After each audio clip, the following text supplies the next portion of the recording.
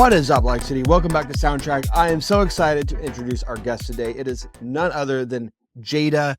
She has been a part of Spokane's hip-hop scene for the past 2 decades and is just such a driving force in Spokane's music community, blending raw lyricism, experience, and passion into every one of her songs, performances, and freestyles, wherever you've seen her at. Her journey started up north in Deer Park, where she found hip-hop as both a form of expression and a way of life.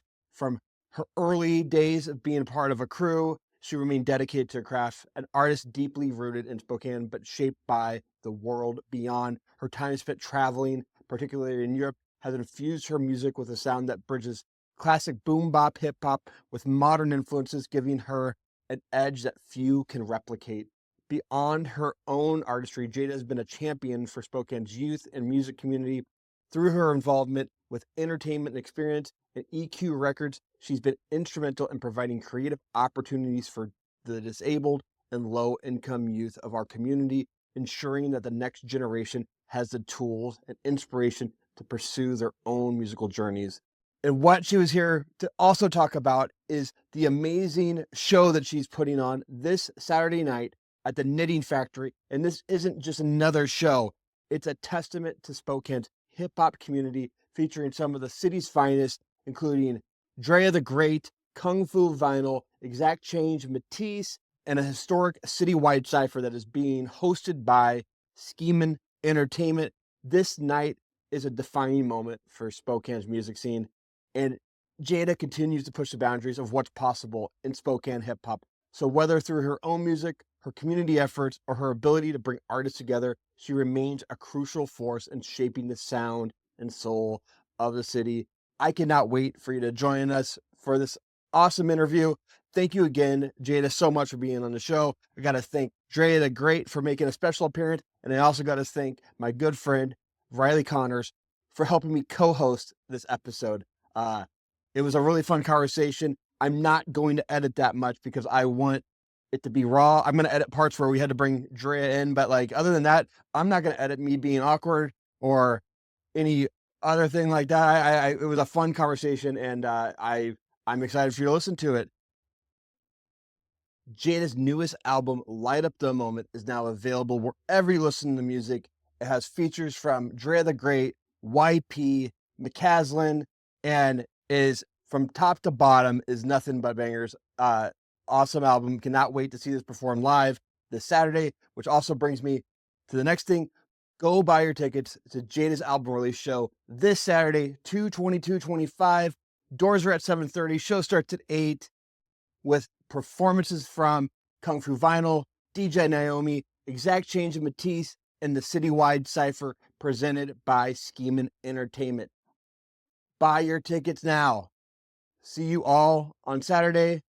Here is our soundtrack interview with Jaeda. Peace. Hello, everybody, and welcome to the Soundtrak Special Interview Series. I'm Riley. It's cold outside, and these sunglasses are prescription. I'm here with Brendan Pointer, and of course, our guest of honor, the only person in the room who really matters, besides you, off camera, you matter too, Jaeda. Hi, guys. Hello. Hello. It feels weird not introducing the show because like it's something I always do, but I like how you do it. You're kind of like my Ed McMahon. Yeah. I was very enthusiastic. Yeah, new year, new intro. Man, we have so much to cover tonight. I saw you perform at a Schemin' show, I think back in like the summer, and I don't know who I was standing by. It might have been Darby, Spicy Ketchup, and I was like, she's amazing, and I can't believe I'd never seen her perform before. You were amazing, and I was just like, I have to get her on the podcast someday. And you had been on Exact Change and Matisse's Happy to Be Here podcast. So fun. Those guys are so fun. And I used to produce that, but I wasn't here for that episode, so I don't even really know. I didn't get the inside scoop. I didn't go back and listen to the episode, so I'm just kind of here to learn about you. And who is Jaeda? Well, I'm Jaeda. It's the woman sitting in front of you. That's you. Perfect. Tis I. Yeah, I'm local to Spokane, born and raised. Okay. Definitely traveled a lot, but I've circled the block, and I've been making music here for Over 2 decades. That's Not to date myself, but for a long time. I was getting my hair cut today by my barber. Him and I are about the same age. I think he's like 43. I'm 40. And I said, I'm interviewing Jaeda today. She's a female rapper who I think she used to be in a rap duo back in the. I've been in a couple rap duos. Okay, back in the aughts. Like, was that your start, or was it before that? Like, what? No, I got my start in the late 90s. I got brought into a crew called OMT. Okay. And there's a lot of history with them. They're more like, it's a hip hop crew, but a lot of like graffiti heads. And so I moved into the city. I grew up in Deer Park, moved into the city, and met this crazy cavalier bunch of misfits. And they were always drinking and ciphering and rapping and just doing obnoxious hood stuff. And I was here for it. And come to find out, I could rap and freestyle. And they were like, all right, you're in the crew. So I kind of became like the first lady of the crew. That's cool. Yeah. Like, years ago. Were you before that? Were you like listening to a lot of hip hop in the 90s? I mean, yeah, R&B? Like, yeah. So my mom used to call us, me and my best friend, the Fly Girls. We would watch In Living Color and, J-Lo. And we were always making up dance routines. Like, hip hop has just always been a part of my life and music in general. But yeah, definitely. What was your first album you ever had? Like, that you remember buying? I had a cassette tape. Madonna. Okay. Who's that girl? Oh, yeah. That I love vintage Madonna. Mhm. Love vintage Madonna. Yeah, mine was my first CD I remember buying was Mariah Carey. Was it Emotions? Yeah, I was hoping you were going Golden. to say the Glitter soundtrack. That's like the 2000s. I was way past that. Yeah. But Me. that's funny. I grew up on the north side too. I grew up on in Meade, and I listened to tons of like R&B. I was listening to a lot of R&B. I think my parents were, I won't say they were concerned, but they were just like this. You were this listening kid, to like Two Live Crew, yeah, and NWA. And I wasn't they're listening to. Oh, I wasn't the hip hop yet. Just Like, imagine a child growing up in Meade, Washington, listening to Two Live Crew. Man, and it happened a lot. One year, my mom bought me a. I don't know if I've ever told the story before.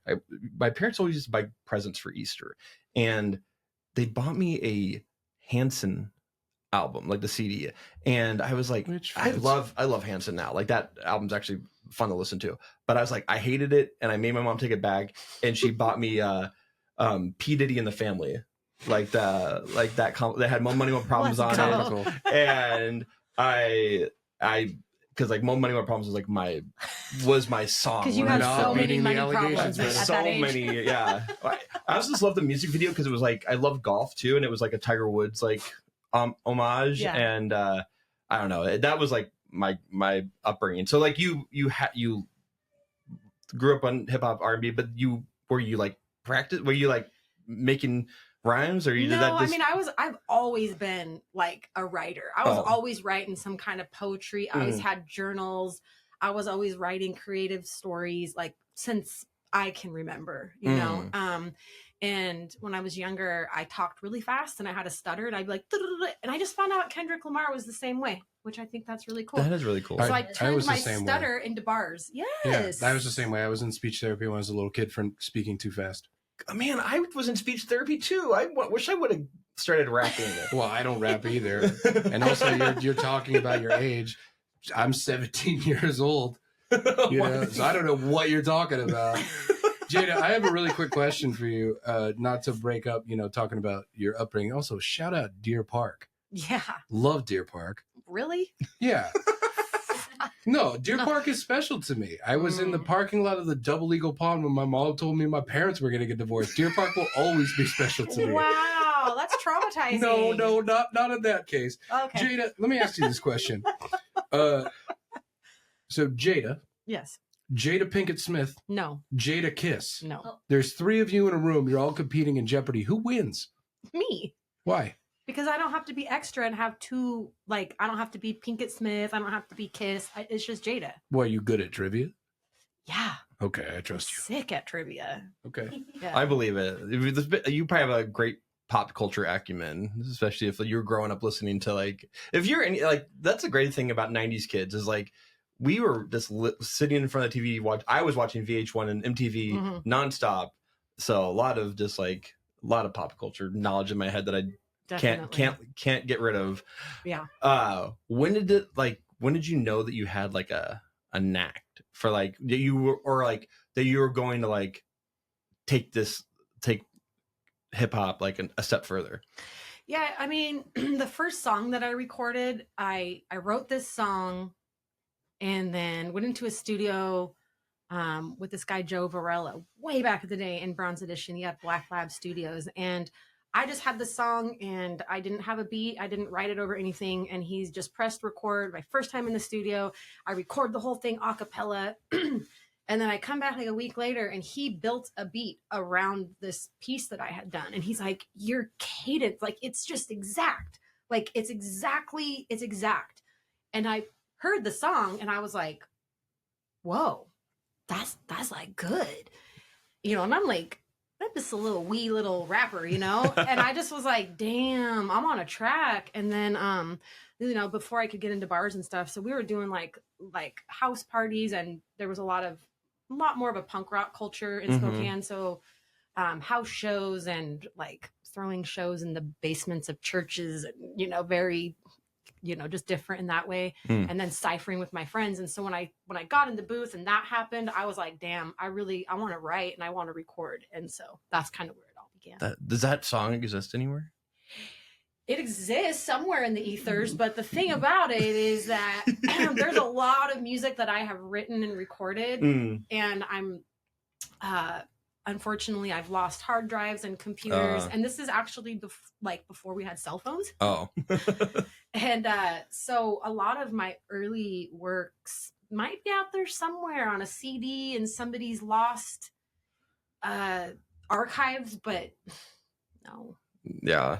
It's unfortunate. It is weird. There was like, I guess, yeah, I mean, I don't know much about like where people kept music before the internet, but like, I guess you would have to keep on a computer, but if you lost your computer, your hard drive, it's gone. Yeah, I mean, we had internet, but it was just like, we didn't have, and there was nowhere to upload it yet. Like, was there? No. There was no distribution. There was no SoundCloud. There was no nothing. It was like we had our shit on a CD. Interesting. Yeah. So with that in mind, as someone who's been doing your work all through, you know, the changes in technology, what have you seen as kind of like a benefit, right, in the changes in technology? And what have you seen that maybe you're just like, I wish it used to be like, you know, I wish it was kind of like how it used to be? Good question. I mean, I think what I really appreciate and is awesome and inspiring is the accessibility. Like, you know, if we want to teach ourselves and we're teachable and we want the knowledge, we can record a brilliant album in our bedroom. And just the ability to record and it doesn't feel so like distal, like, oh, I have to have somebody that knows, you know. So that's really cool. Not that I'm actually doing that for myself, because I love to work with producers and engineers and stuff and just kind of be the artist, but I love that.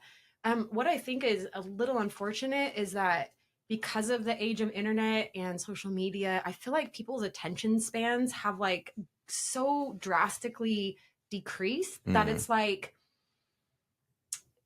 I think a lot of, and you know, also just the album, you know, like when you would put on a record or a CD or a cassette, you're listening through. I mean, yeah, you can skip, but like the totality of what an artist is putting out there from top to bottom, it's just not, consumed the same way. And I think there can be a lot of stuff lost in that, and the attention span. Like when I was in Europe and stuff, everybody in the audience is just like, they're so enthralled and they're just, you know, and I'm guilty of it too. Like I'm out at the club, I'm vibing. I might not be clinging on to everything that you're saying, but, you know, in some cases, I guess that's a little unfortunate. Yeah, it is like the way we consume music now. Well, it's so weird, like going back and listening to like even music from the 2000s, like everything was, I mean, 3 minutes, 3.5 minutes, 4 minutes long. Like in the 90s, it was longer. Like it was 4.5 minutes. Like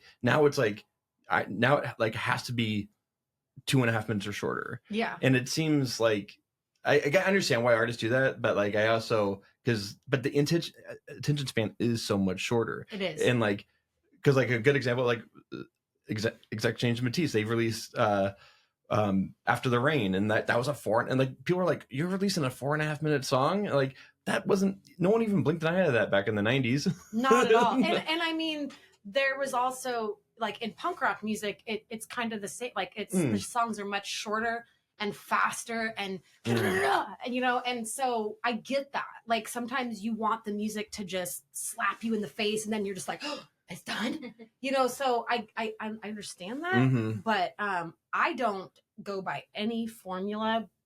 My producer makes songs, and however the length of that song is, that's what I'm writing. Yeah. To. I've never really thought about that.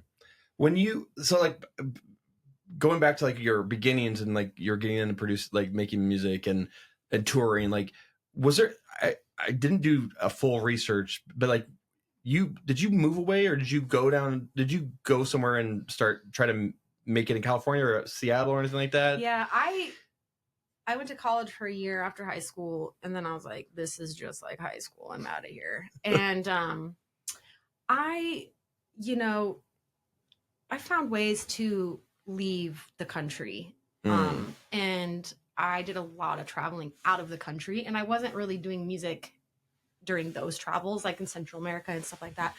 And then I moved to Maui, and linked up with a bunch of really incredible artists there. And there's not a lot to do. There's not really a music scene there. So I really cultivated my art there, and we, that was really cool, but there was nowhere to do shows. So I lasted a few years there, and then I was like, I got to get the hell out of here.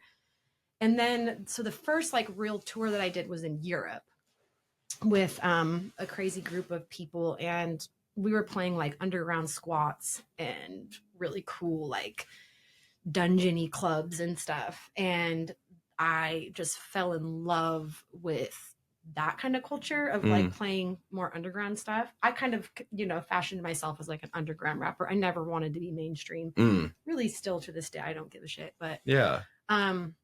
So yeah. I was gonna ask, like, when you left to go to college and you then started traveling a lot, were you someone who was like, I'm getting the fuck out of Spokane, like, and never coming back? Or no, I mean, I kind of didn't love this place. It was like so conservative and just not, I didn't have a lot to offer. And I didn't, it wasn't even intentional. I didn't have kids. I was just kind of winging it in life and adventuring. And so, yeah, I lived in California. I lived in Hawaii, Florida for a spell, and then just lots of travel. And then I ended up back here, and I actually love it here. What I always say, like, many people who've come back, like, Spokane's a vortex. Like, I feel like it just draws you back in. Yeah. Like, a lot of people who've left end up coming back after they said they're never gonna come back. And what brought you back? I came back just, family, and then met my ex-husband and I had a child. 2 children. That will do it. So, then it's like, I'm here. Not to change the subject, but to go back on something you said earlier, traveling around Europe. Let's talk about countries in the European Union. Tell me some countries that you like. Tell me some countries that stink. I didn't go to any country that I didn't like. I mean, I was in the UK. I was in Paris. France was really dope. My favorite country, though, to be honest, is Germany. Oh, I was hoping you were going to say like Slovenia or something. No, Slovenia. Didn't make it to Slovenia. But Berlin, Germany, lit. I could live there. I could see myself living there. No, it's cool. There's a lot of artistic history there, especially with like even nowadays with like club music. Yes. Did you like see anyone like that? You saw them at like the beginning of their career, or was it like in general? Yeah, Anderson .Paak. Oh my gosh, really? Yeah, I was dating this dude. I mean, if that's what you call it, and can relate to you on that one, girl. Up and down, and we were backstage at Soundset, and I got to meet. Well, I saw Anderson .Paak, and he was just like drumming and rapping and everything. And I was like, ah. But then I saw him and I was like, Anderson, which is not his name. That's not his name. But he's like, hey. And I like gave him a hug and I was like, you're so dope. Oh my God, I just love you. And he's like, do I know you? And I'm like, oh, honey, but. And he's like, who are you here with? I'm like, oh, my friends over there. Some people over there. And he's like, cool. And like, yeah, I missed my chance. But he's dope. Who else? I got to meet Woody Harrelson. Oh, that was like a in real Maui. left turn. Maui. Yeah, that was a real left turn. She expects you to be like, yeah, and I met this other artist. And who are you going to say back? It's like, oh, I met Noam Chomsky in London. I've only ever been a tourist in Maui, but I used to stay in Kihei. We always stay in Kihei when we go to Maui, and we always went to this one pub called the Dog and Duck, and they were like, Woody Harrelson comes in here sometimes, or somebody was saying that, and we were always like, is there a chance that we'll get to run into Woody Harrelson in Maui? And that would be a dream of mine. That's cool. He's awesome. Yeah, everybody's got dreams. Brendan, did you smoke with him? No, but you want to know another thing that happened? So years later, I met him a couple times. I used to work at this art store, and he came in, and he had this big thing of green juice, and I was like, "What is that?" And everybody's like, "What are you?" I'm like, "What's up with that drink?" And he's like, "Here, have some." And we're like sharing this drink, and then years later, actually like a few years ago, I took my kids to Maui, and we're in this jungle party, and we meet all these people, and this gal's talking to me, and she's like, "You're a massage therapist?" I was like, "Yeah." She's like, yo, I would love to get a massage. Can I hire you to like give me a massage? I'm like, yeah. She goes, well, I'm Woody Harrelson's personal, like I'm his nanny. And would you come to his house and give me a massage? And I was like, yeah. So I borrow a massage table. I drive all the way up into the freaking Woody Harrelson's house, and I set up a massage table in Woody Harrelson's bedroom. That's amazing. He had a yoga swing, and I'm like in his bedroom, like, this is his view. Like, he wasn't there. His wife wasn't there. It was just the nanny. And it was, my daughter was there. She's like, no pictures or anything. I walk in and it's, the Beatles picture, the iconic, they're walking across the road. Yeah. It was him and his family painted. And he's a Grateful Dead fan. Like, there was like, yeah. His house was amazing. That's awesome. So you heard it here first, folks. If you are in Maui and you want to meet Woody Harrelson, just tell people you're a massage therapist. It works every time. I didn't meet him that time. Yeah, but I'm saying I just got to be in his house. Somebody might, then he's just know. walking around. He's in between, shooting the 8,000 movies he seems to film. He's doing one now where have you seen the trailer for it where he's like the underwater welder or something, like the scuba one? No. I have not seen it. Yeah, it just looks like anxiety. I have enough of that already. I don't need to pay money. They get paid a lot of money. I know. I used to know a guy who did that, and he was weird. Because it's dangerous. Yeah, it's dangerous. There's a lot of dangerous things. Let me ask you about something, not to change the subject, but let's talk about music. I had some music of yours that I listened to. I'm one of the greatest interviewers of our time. You are so slick. Oh, thank you. Love it. Just say it louder for the people in the back.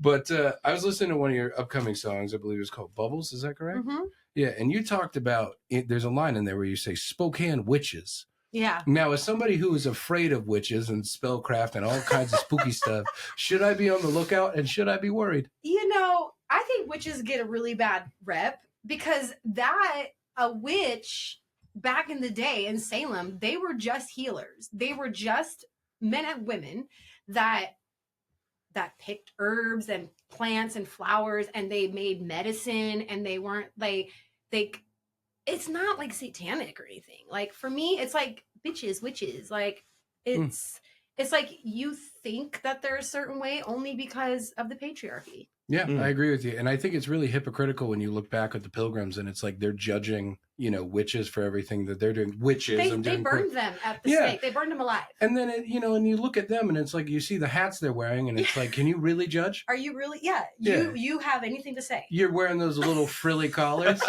Come on.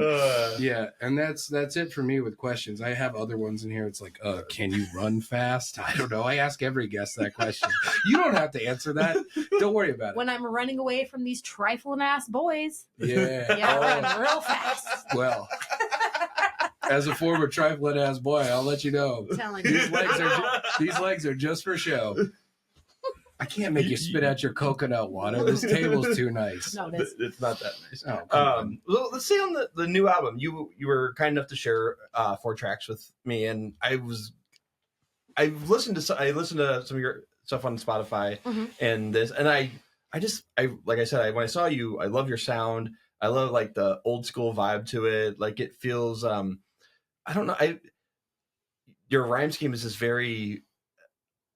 It just reminds me of old school rap, and I really, really, really love that. There's a rapper that I really, really like from Brooklyn. His name's Homeboy Sandman. I love him. Actually, I might actually be getting him to come here. Oh my gosh, he's gonna come back? Yeah. Oh my, that would be amazing. Yeah, somebody just hit me up about booking him here. He's amazing. He was supposed to come through the Red Room back in November, and he had to. I think he ended up skipping it. He canceled it. I don't know if it was low ticket sales or what, but like I was really bummed. I actually had connected with him on his Patreon, and I was just like, I've been listening to you since like 2009. Like, he's amazing. You're like, I can't wait to see you. And I was gonna ask him to be on the podcast, and then I didn't get that far, and then he canceled. And so and what's his name? Homeboy Sandman. Homeboy Sandman. Yeah. Okay, is he an Adam Sandler style rapper? This is your second Adam Sandler question. Yeah, it dominates. What is your mind. thing with Adam? Well, Chuck Vibes has. That was the last interview we did. He has a song called Adam Sandler. The thing that Adam and I have is between us, and it's very private. Okay. And let's put it this way: he and my mom had a great time together in 2008. Wait, what? No, how old are you? 17 years old. But talking about the new album, like, is this your first album in a bit, in a while, or like when, like, and how did this all come together? Like what? Yeah, give me what's the name of it? Like, what are all the things about it? So my mom actually named the album. It's called Light Up the Moment, and it's just cute because the album came about because I recently started working with Spokane Music Group. And so I have an agent, and the show, really the thing that we're doing is this show. Yeah. And so I was like, okay, I'm going to do this show. I'm going to headline this show at Knitting Factory. I guess I better have an album. Yeah. If I'm going to do that. So the album kind of came after the idea of doing the show. Right. Because it was like, yeah, why would I go to all those lengths if I don't have like an album? And I'd been working on stuff, so I just kind of like doubled down on it, and the album is really fun. It's got like a kind of a more of a, I guess, a little more of a pop aesthetic than some of my other stuff. It's not as forward leaning because, like you said, I definitely have that like boom bap, old school rap. Like people think I'm from the East Coast. I'm just barring out, And so this album, my new producer, not beat producer, but my vocal engineer, he is really pushing me to sing more. And my homegirl Drea over here, she works with him as well. His name's Brian McCaslin, and so he's like, you can really sing, and like let's work on that. Let's like hone that. And so I'm doing a lot more of that on the album, and it pushed me out of my comfort zone and really helped me grow. And so there's like, some like radio friendly pop aesthetic, like still got the lyrics and stuff, but it's not so like it's just more poppy, like not so introspective, or like not. I mean, no, there's definitely, and I wouldn't even say poppy. It's just commercial. I guess, like, would you say commercial? Is that like commercial? Yeah, probably. Yeah, probably. Yeah. I will say, go ahead. Oh, sorry. On top of that, let's talk about influences. We talk about a lot of people, as you were saying, East Coast rappers, right? I'll start with this question, and then we'll get into, who inspired you. So when I always think about East Coast as somebody who's originally from the East Coast, everybody likes to think of the Wu-Tang Clan, right? Oh, yeah. Okay. I'm going to give you 4 members. 1 stays, 3 have to go. Okay? We got RZA, Jizza, Inspector Deck, and Raekwon the Chef. 1 stays, 3 goes. Jaeda, lay it on me. 1 stays? Yeah, only 1 stays. Goes? What? Yeah, it's a ultra hard Sophie's choice. You say Raekwon? Yeah, I forgot what I said. RZA? I said RZA, Jizza, Inspector Deck. Yeah, Inspector Deck and Raekwon. Who goes? Yeah. Who stays? Who stays? Yeah, who stays? RZA. That's a good answer. I respect that. Thank you. It's a safe choice, but I respect it. It is now, safe. Now let's talk about your influences, though. So do you tend to kind of gravitate towards more of that East Coast style, or as the years have gone by, you gain more influences from newer artists? Yeah, I don't think when people talk about like who influences me, I don't really know. Like, I don't really ever listen to somebody and go, oh, I want to rap like that. Like, my influences are like the people that I came up rapping with and the people that I'm creating with. Like, I mean, do I have a great appreciation for artists? Yeah, like Doechii right now. Oh my God. Yeah, I had to get her album on vinyl. And I love Doechii, and I love her ethos about creating and being authentic. And actually, Exact Change and Matisse, they were like, yo, like she's barring out like you on her album. And I had to hear it, and I was like, yo, okay, that's dope. So I guess I don't really know where my influences come from because I don't think about it too much, but you know, everything's been done before. Yeah. It's all been done before, and we're hearing things, and a weird thing comes through in my music, this kind of like Arabic sounding thing that I don't know where that comes from. So sometimes I be tapping into some weird things that I have no idea where they come from. Interesting. Yeah, I was gonna say, like, when I saw you perform, you did perform like there is something, I don't have the right words for it, but it is like it does sound, there is like something when you say Arabic, like it does some like, worldly sounds. the worldly sounds. Yeah. Thank you. I was gonna say exotic, but that's not what I was. That's not what I meant. I like world music, and I started recently DJing the last couple years, and so a lot of the music that I like to listen to and DJ is like world dance music. So, you know, just not your typical like American music. It's, yeah. Well, Doechii's, like, I was gonna bring up Doechii just because like I love Alligator. Alligator Bites Never Heal. Thank you. Such a great album. I like when she accepted the award for best rap album. I like cried. Same. And my daughter was like, "What's wrong, Dad?" I've never seen you cry before. Dad, I've never seen you cry. No, before. I was crying at something else the other day in front of my son. We were watching freaking a Michael Jordan documentary, and like, and your priorities are all over the place too. And I was crying, like kind of just tearing up to it, and Link went up to Abby and like said like, "Mom, I don't think I've ever seen Dad cry before." That's so funny. And I was just like, "Oh, that's good. I'm glad that like I got to experience with my son." Like it was just like, it was when Michael Jordan was very emotional about his dad dying and he won the NBA championship. And I was like, and my son like loves basketball. And I was like, oh my gosh, like I want my son to like experience stuff like this. You and hold like, him close. That's You're so like, good you'll for him never to experience see, it. you know, real men cry and have emotions and to show your kid, like, it doesn't have to, it can be sad, it can be happy, you can be that you're moved, you know, and to show emotion, like, that's really powerful. Well, I try to show emotions in everything I do.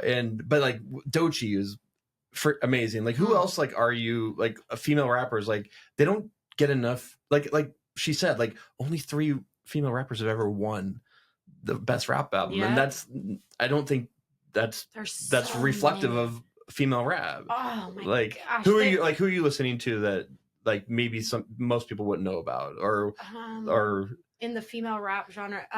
Saw Rock is probably one of my favorite female MCs. She's on Rhyme Sayers, and Saw Rock is just the whole package. She's so gritty and raw, and like just the content that she writes about, and you know, she's just got this like, you know, she even raps about like, they say I'm too masculine, you know, and I definitely feel that way in my music. Like people are like, oh, you're so sweet and nice, and then you get up there and you turn into a bass, and I'm like, yeah, because I got some stuff, you know, and it comes from a place of like experience and pain, and like I always want that to come through in my music, that authenticity, and that just like, it's not always roses and flowers. Like it comes from real life experiences and having to overcome things, and And I always like to convey that in my music, but I also like to have somewhat of a silver lining at the same time, so you're not just like bummed out after you hear one of my more in-depth tracks. Like there's some glimmer of hope. But yeah, Saw Rock is really, really dope. Sampha the Great, I love her. She's just these women that are, that have that balance of feminine and masculine, and they're just unapologetically who they are and really authentic. And there's a lot of like local women over here. Drea the Great. Yeah, that was going to be my next question. Drea, like first time I saw her, she on stage, and I think it was your first show, right? And I was just like, me and my homie were just like, yo, she's different. Like she's so different. And then she's freestyling, and that's my heart, like when somebody can freestyle and just kind of, do that stream of consciousness stuff and not kind of get out of their own way and not be afraid of what they're going to say. And it's coming from a real place. Like, so there's like some really incredible female rappers in Spokane right now. Yeah, that's it. Can we let's introduce? Yes, let's just take a second. Like I'll have. Yeah, we got Drea and the Great in the house. So we also are joined by it's Drea the Great. That's right. From Spokane, or I'm born and raised in Spokane. Nice. Deer Park? No. What part? The Valley. The Valley? I'm a Valley girl. Nice. And so you're featured on a couple of your track on your album, right? Yeah, one song. Okay. We did a couple songs together. Jump. Yeah, Jump. Yeah, it's right here. You did send it to me. I did. And how did so you discovered each other like at a show, or tell the story like quickly again. Well, like she was saying, that show that she saw me at the very first time. After she saw me on stage, she just came up and showed me a bunch of love, and then we just became friends and just kept seeing each other at a bunch of shows, and then recently we just linked up and we're like, let's make some music. Started kicking it. Sorry, will we see Drea at the show? Yes. So Drea introduced me to Brian McCaslin, who I recorded the album with. So she was working with him, and she's like, you gotta meet my dude Brian. And then I met Brian, and then we started working together. And then so is Brian, did he start Spokane record group? Was Spokane music group? Music group. No. Okay. So he's just your producer, yours your vocal. Yeah. Okay. He's producing. Yeah. Sorry. So yeah, like how did this show all come? Like how did this, like you said the show happened before the album, and then like how did the show come together? Like how did? So I was approached from an individual named Waleed Muhammad, and he started Spokane Music Group. He's from New York City, and so he's here, just kind of getting his feet wet in the industry. And a mutual friend of ours, Angela Boone, was like, he's like, who do I hit up out here? What kind of talent? Who's the person? And she's like, you gotta find Jaeda. So he finds me, we meet, and he proposes the show and working together as like my agent. And I was like, heck yeah, let's do the show.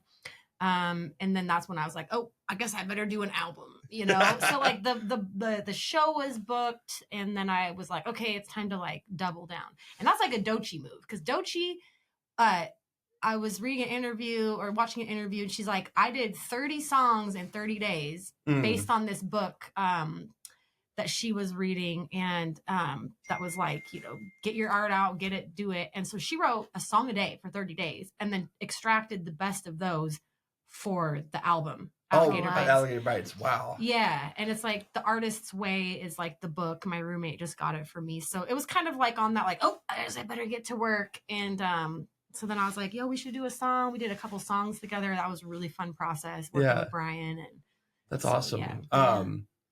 And how long have you been doing hip hop? I've been making music since I was a kid. Since I was like 14, I just loved rap music and loved R&B. So I just started singing, freestyling, and writing my own stuff. And I didn't get out into the scene until like a couple years ago. And I met Brian, and I started actually recording my music. So then I actually started doing shows. And so, yeah, it's only been a couple years since I've been in the scene, but I've been making music for 10 years now. Nice. Yeah. Or how? I guess I need to listen to your music now because like I can't ask any. I guess I have to come back on the show. Yes, I would love to. I would love to. Because like that was one thing I was talking to Little Rose about was this underrepresentation of female rappers in the scene, and like I don't maybe that's not a fair assessment, but like. Or is it a fair assessment? What would you say? Underrepresentation? Like is I just feel like every show I see is like a bunch of is all guys. Like yeah, we just did a show with have you guys heard of Savvy Saved?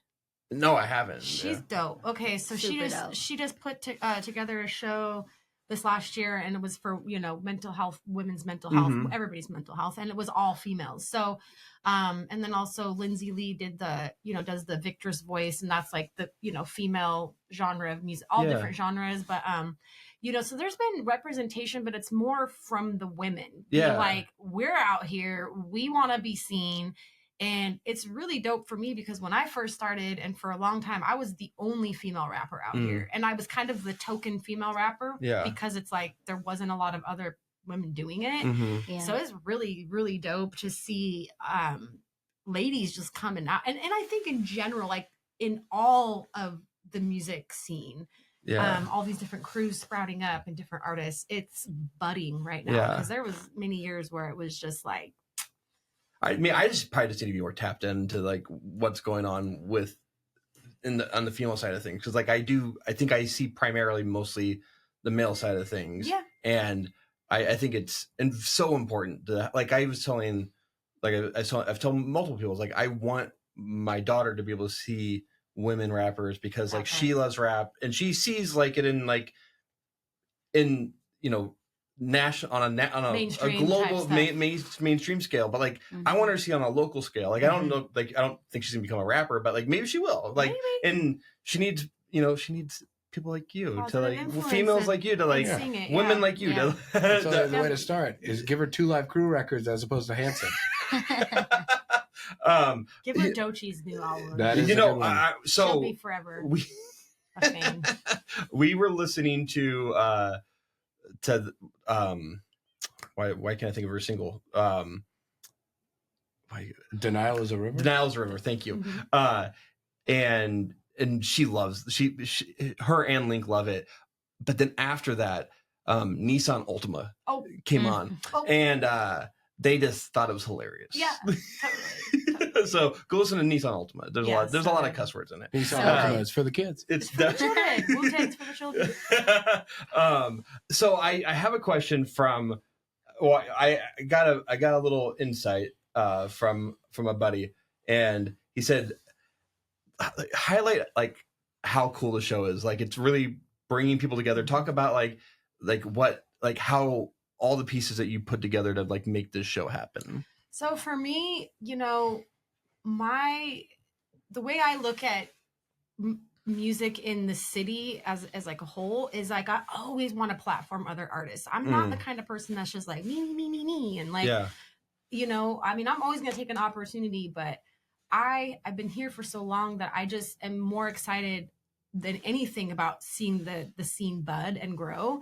And so when I got the opportunity to do this show, I'm instantly like, who can I get that's like already doing things that's budding and growing, and so Kung Fu Vinyl, they're like live hip hop. We got guitars and keyboards and live drums and 2 MCs and the energy and that synergy of the live music. I was like, bet they're on. And then Exact Change and Matisse, they're like my favorite duo. They're so fun. They're just like creative content and they're just good dudes. And I was like, they're definitely on. Yeah. And then the Schemin' Boys, they're just great. Every single one of them is so talented in their own way. And I love seeing these crews popping up and where they're supporting each other, they're pushing each other, they're putting each other on to game and like just I love that energy because that's where I came from, with that crew mentality and that camaraderie. So I thought, okay, I have this opportunity to play this big stage. How can I platform as many people as possible? Yeah. And so I also do this, like, I'm really into like fashion. And so I recently did a hosted open mic at the Red Room. Rest in peace, Craig. Super good homie who I worked with for many, many years. It was the last show that I did when he was there. He texted me, "This is beautiful." And it was a fashion show / open mic. And it was absolutely perfect. Yeah, so I was wanted, beautiful. it was just, it was perfect. And so I knew I wanted to bring that back into the show. So mid set, I'm going to have, models come out and walk and do fashion. That's I awesome. have, I'm an aerialist artist. She owns Twirl Fitness. Brittany, she's going to come out and do some pole stuff. So I just really like bring all the elements together and platforming as many people as I can and sharing the love. That's awesome. No, that's fantastic. Yeah. Do you have a question? No, I was just gonna say, like, hey, shout out to the Scheming Boys. Yeah. Bunch of little rascals powered by the power of friendship. They're crazy. So They're dope. in someone on social media said historical citywide cipher, and like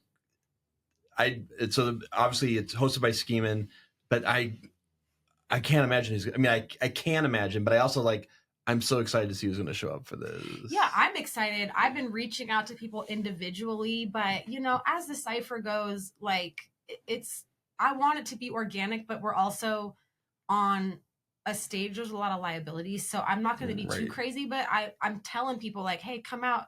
If you got bars, you want to get up, it's going to be documented, which is, I think that's what makes it more historical. We've definitely had some crazy ciphers, and that's where I came up in the cipher, None of it's ever been documented though. And on a big stage like that, where there's that intention of and I want everybody, all levels, all city, all genres of hip hop, just come out and just give us your best. And I just want it to feel like that cultural thing that Spokane sometimes is missing. Yeah, I didn't know the cipher was a thing at hip hop shows. I'm kind of, I would say I'm fairly new to the hip hop scene. I've never really it wasn't until probably 20. I mean, I've been going to shows, but I don't remember what show it was at, but it was it must have been a show with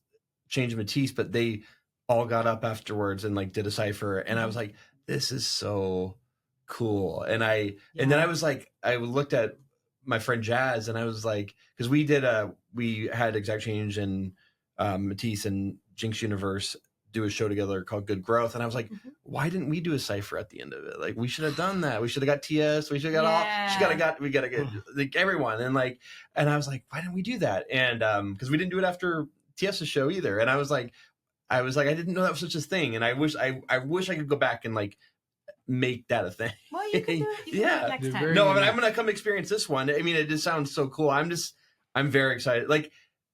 I think the importance of how you're doing a all local show at all local hip hop show at the Knitting Factory. Yeah. There's no one that doesn't happen often, and it's such an opportunity for the city to show up and support, and I just think it's I'm excited to see it, and I think it's so cool that you're doing it. It's happening. Yeah. I was just telling Drea, I was like, this is just great, and I hope that it inspires more local artists to to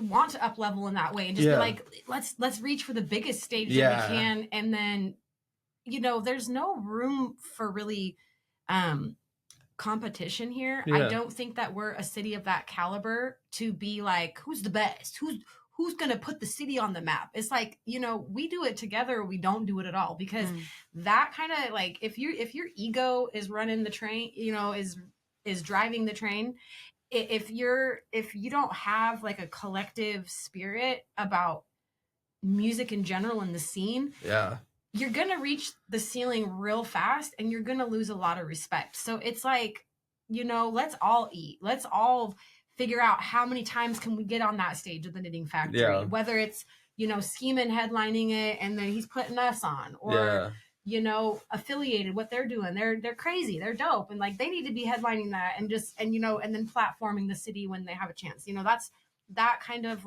community collective, let's get this, let's utilize these stages and these opportunities in the city and make it big. I mean, that's like, and there's no reason why this entire city shouldn't show up for this. Like, there's no reason. Like, it's a Saturday night. Like, it's everyone's invited. Everyone, man. yeah. There's a lingerie show happening though. So there's some other stuff happening, but it's cool. Like, all right. You know what I'm saying? It's like choose your battles. But are you gonna be having merch there? Do you have stuff there? Yeah, I decided. Okay, I am gonna keep the physical CD alive. Yeah, I'm ordering 100 CDs. Oh, I'm a fan of that. I got CDs in my Right? Love car. that. Yeah, I got the greatest hits of Sade. Because I love Sade. Oh, we can talk about that all day long. She could be the Sade podcast. Girl, she needs to put out another album on it. I know, but you were saying, sorry. But yeah, no.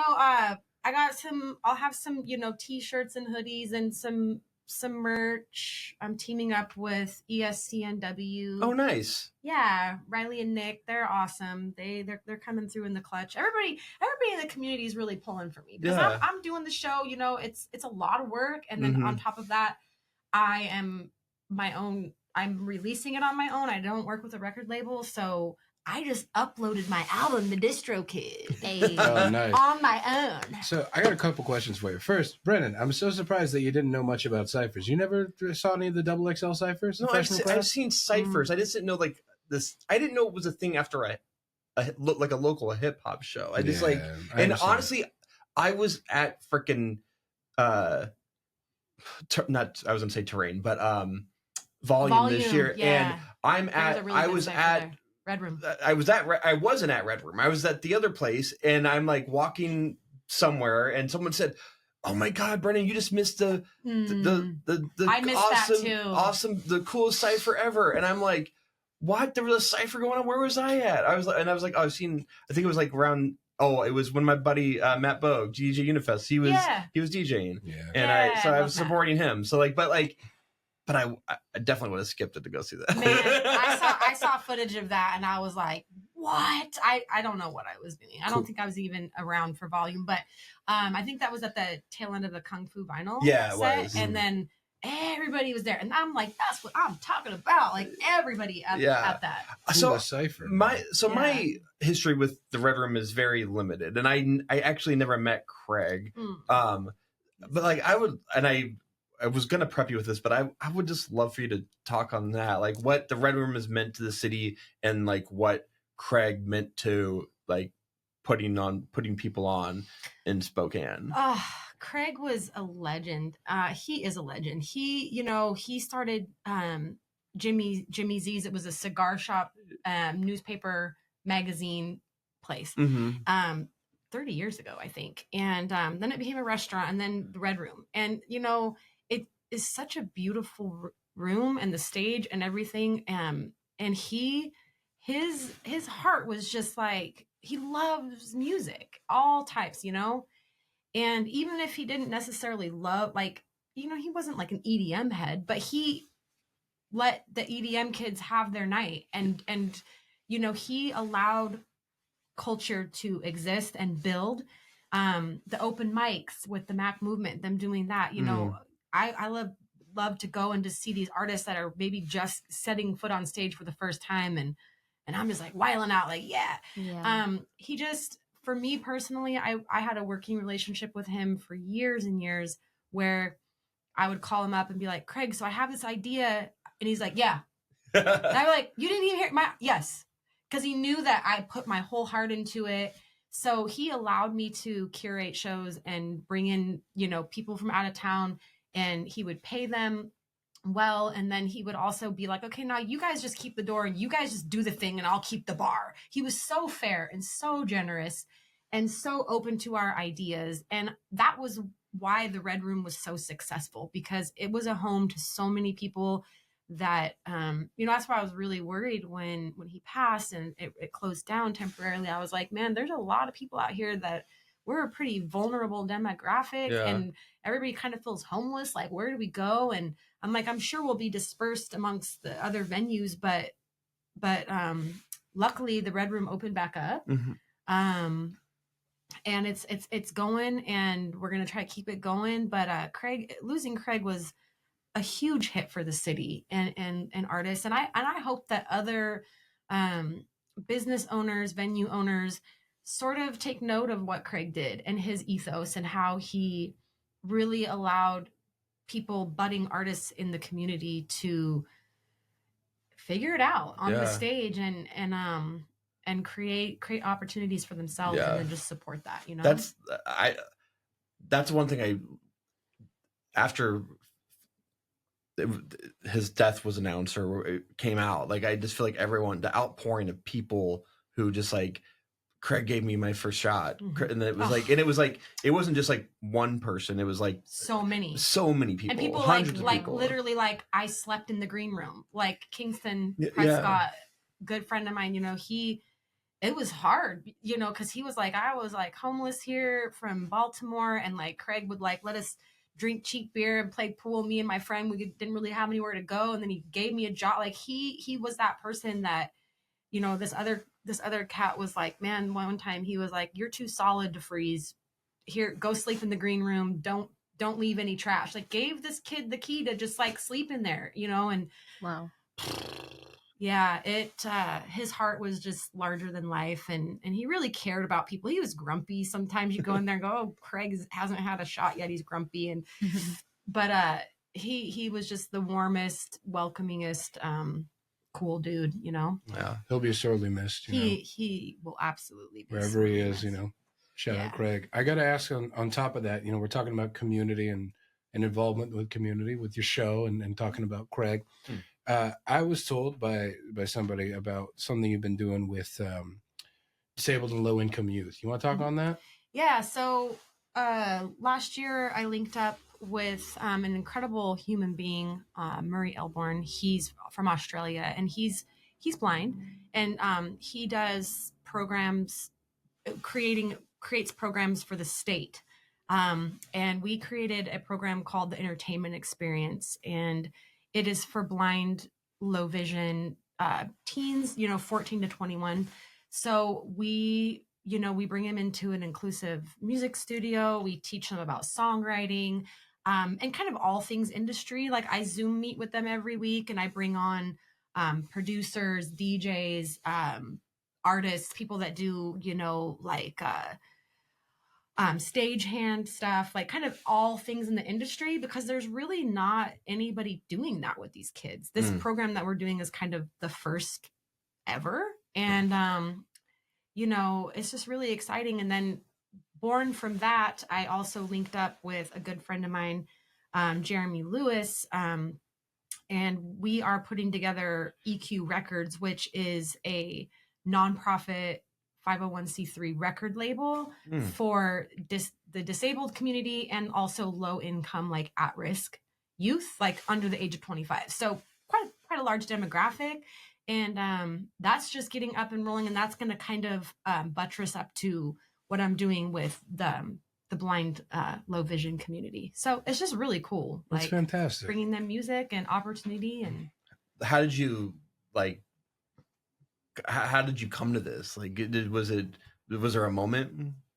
Yeah, I mean, with Murray, I actually met him through my massage practice. Him and his wife were coming to me for massage, and he was learning about me in sessions, you know, just my music and my involvement in the community. And he's like, you know, creating these programs, and I think we could do something really cool. Like, do you want to create something? And I was like, yes. And so it was just one of those things where preparation meets opportunity. I'm super always passionate about, you know, the youth and sort of like mentoring and stuff. I've done like hip hop camps and things like that. And so it just made complete and total sense to me to just be like, yeah, this is who I am. You know, this is exactly what I want to do. And these kids are amazing and so talented. And so it just, yeah, it feels very natural to me. That's kind of what I'm hoping to retire from doing massage and do that full time. That's awesome. And, is there any way for the community at large to help support? There will be ways. So with the entertainment experience, that's like federally funded. Everything's kind of in limbo with what's going on politically, but I hope that they don't cut programs like that. And then EQ Records is a 501c3. So we will be, accepting donations. We're going to be, trying to work within the community as a whole. Cause I don't know that there's anybody doing exactly what we're doing in that regard. And there's such a need. And so, yeah, actually EQ Records, Jeremy Lewis sponsored this show that's coming up. So we're going to be promoting it and just kind of letting people know in the community. And there's going to be opportunities to mentor. Like so the record label's basically like, it's not like we're putting out records. We're more preparing the artists. Like, okay, where are you at? What are your interests? How can we equip you with what you need and the right people to help you craft your skill, get you into an inclusive studio, get you the skills that you need, help you to, put out your own art. And it's kind of like community owned, like the kids that we work with, they'll have like ownership in that. And then I'll be able to bring in people like Drea and my producer and people that are in the industry that have a lot of talent and ability to help and mentor. And then you just make it like a really cool thing like that. So That's amazing. That's fantastic. Yeah, so you hear really that, cool. federal government? Don't cut the funding. You hear us? Yeah. God, I don't even get me started. I know. They might be listening. You don't know.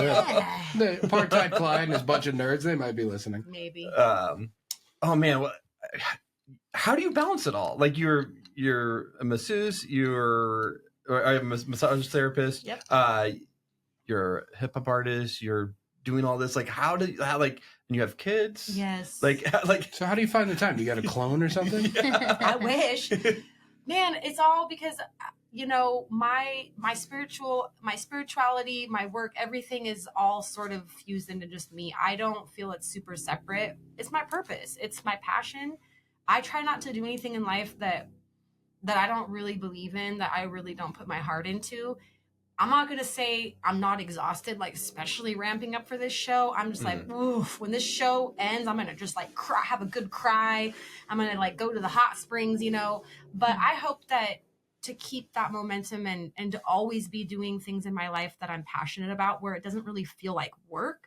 Like it's work. Like I'm working it, but it's something that I want to be doing, so it feels good. That's awesome. Yeah. Can you remind the people when the show is? February 22nd. Which is a Saturday? Saturday night, 222. Okay, that's easy. I can remember 222. I know, I love that. I like numerology and all that. So and are tickets still available? Tickets are available. You can buy them on the website. We have, me and the Scheming Boys, we have some like physical tickets. We got VIP tables. So you can sit down and the Knitting Factory is kind of like standing room only. But yeah, tickets available at the door, Is it all ages? It's 18 and older. 18 and older, okay. Yeah, which is cool. Yeah, definitely. Opens up I'm the 1 year demographic off from the of it. cutoff, man. 17-year-old over there. Yeah, I got a pituitary issue. That's why I look the way I do.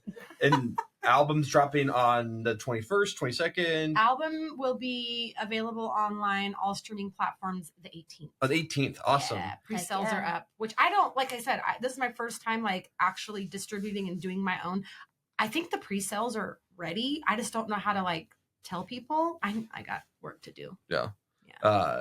And I mean, like I said, we definitely have gone deeper into it, but like I would say like I loved what you sent, and like I'm so excited for it to be available. But like the first song I listened to was Big Smooth, and I didn't know who was on it, and I was like, and I got I named, and it was YP that's featured on it, and I was like, YP's amazing, and She's amazing, and it's such a good song.